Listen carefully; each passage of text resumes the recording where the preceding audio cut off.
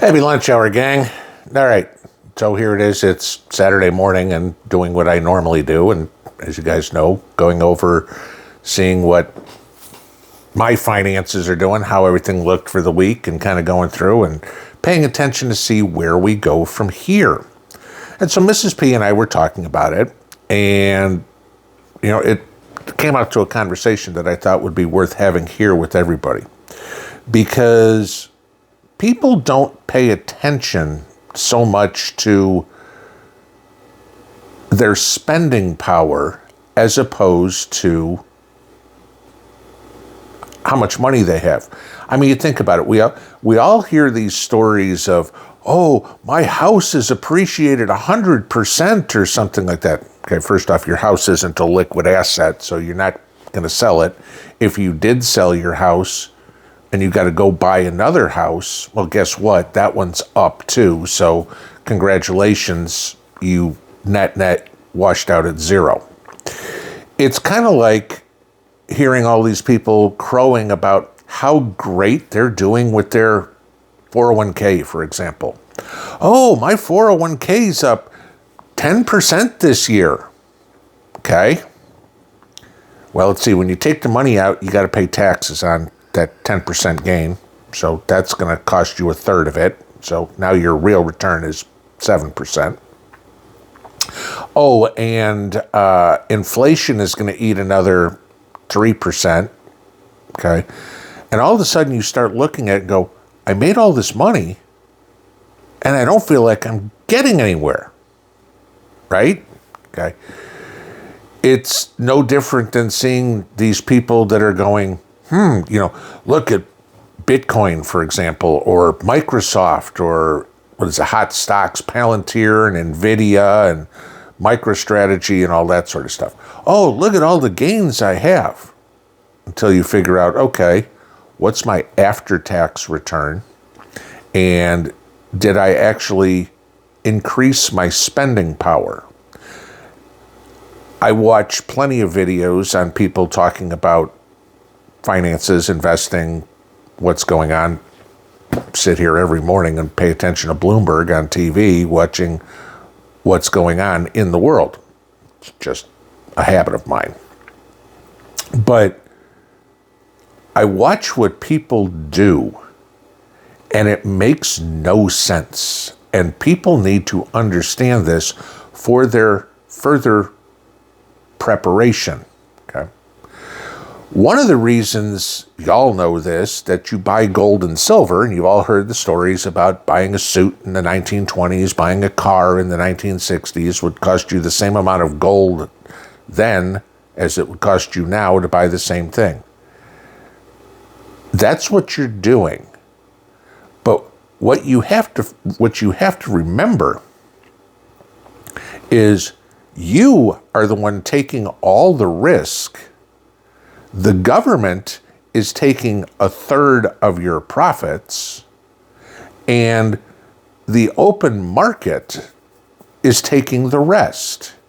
If you're not beating inflation after taxes, what's the deal? I mean, now saving cash is not going to do you anything. We know that's going to get you eaten alive by inflation, right? I mean, how many of you have all seen the charts that say, the dollar has lost 99% of its value since the Federal Reserve was put out, right? We all know that. What used to cost you a penny now costs you $1. That's just the way fiat currency works. This is why you have endless videos on gold and silver and endless videos on Bitcoin or whatever other crypto you want to talk about. Because it's trying to hedge yourself against the taxes, against the inflation, which we all know is coming. I talked the other day about hyperinflation, being 50% increase in prices a month. We're gonna see that someday, guys. It's inevitable. There is no currency, fiat, on the face of the earth that has lasted longer than gold and silver. None. Okay? And so you'll hear people say, well, I need to have everything in gold and silver. No, okay? Because some, and I've told you guys many times, my personal asset allocation is 20% in gold and silver, okay? I mean, I know you'll hear financial professionals tell you all over the place 5%. That's not enough, in my opinion. Has it worked out for me? Yeah, we all know what the prices of gold and silver have done. I mean, you go back to the 1970s, and you remember what inflation was in the 1970s, right? But if you go back to 1973, when you could start buying gold and silver again legally, $35 an ounce. By 1980, it was $850 an ounce, okay? You go, holy crap, look at the gains. But now start taking out that inflation from the 70s, and remember you had to pay taxes on it, et cetera, et cetera, et cetera. And you go, okay, I did all right. I protected myself.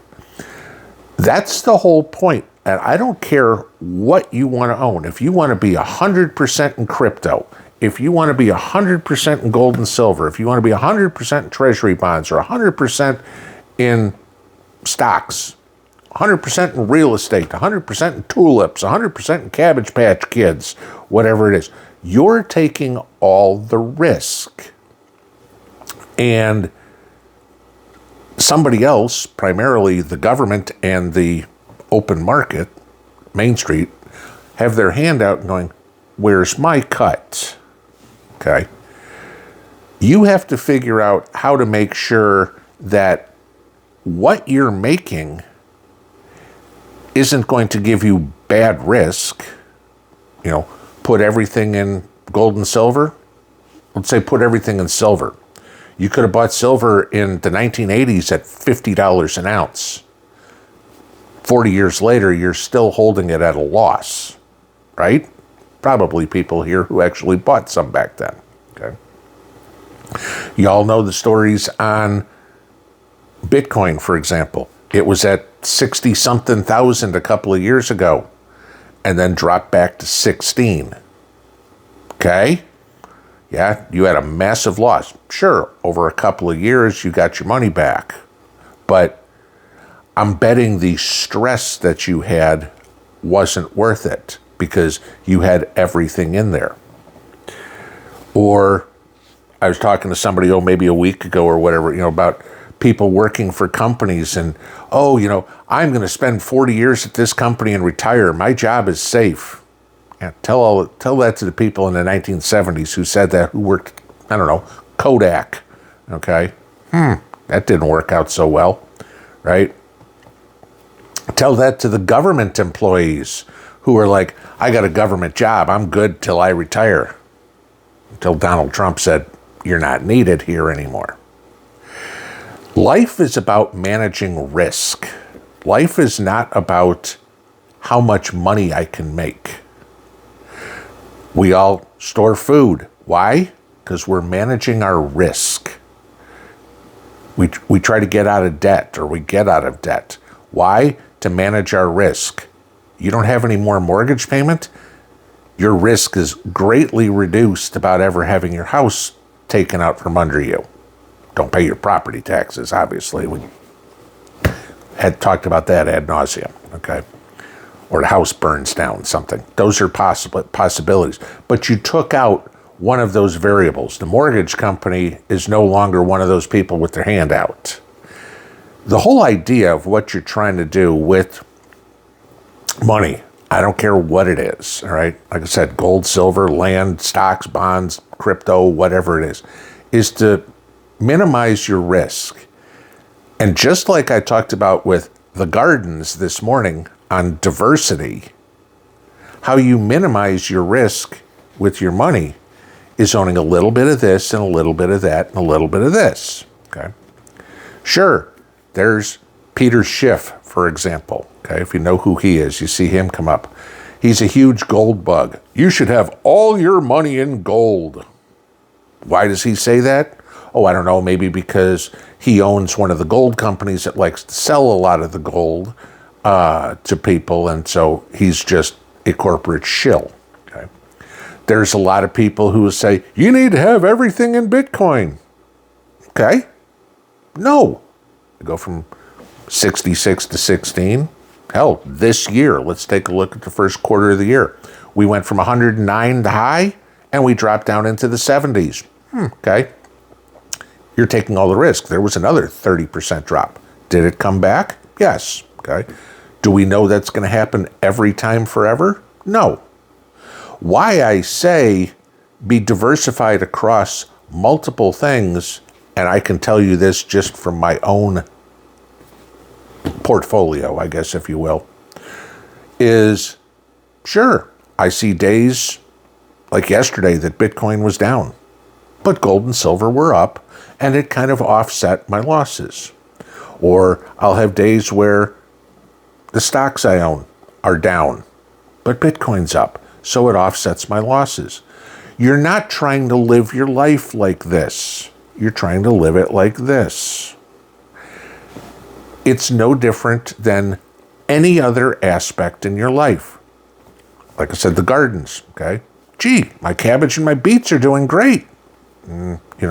Tomatoes and peppers, well, tomatoes are okay, but peppers, not so much yet. Should be warm by now, okay? Maybe I'm not going to get a whole lot of peppers this year, or cherries or something.